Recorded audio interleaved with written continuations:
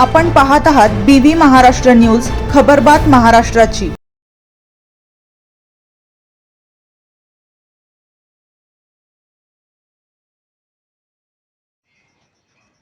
दोधेश्वर जवळ आराई येथील तरुणाचा मृतदेह आढळून आल्याने खळबळ।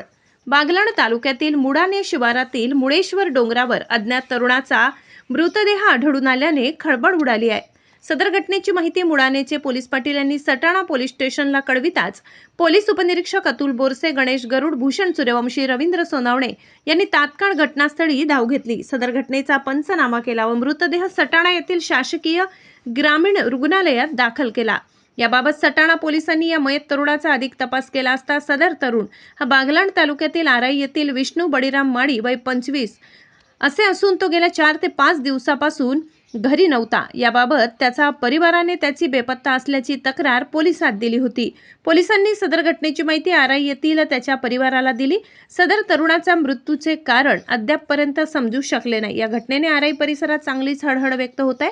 घटनेचा पुढील तपास सटाणा पोलीस स्टेशनचे पोलीस निरीक्षक योगेश पाटील यांच्या मार्गदर्शनाखाली पोलीस हवालदार वाडीलाल जाधव करीत आहेत। बीबी न्यूज महाराष्ट्रासाठी संतोष जाधव।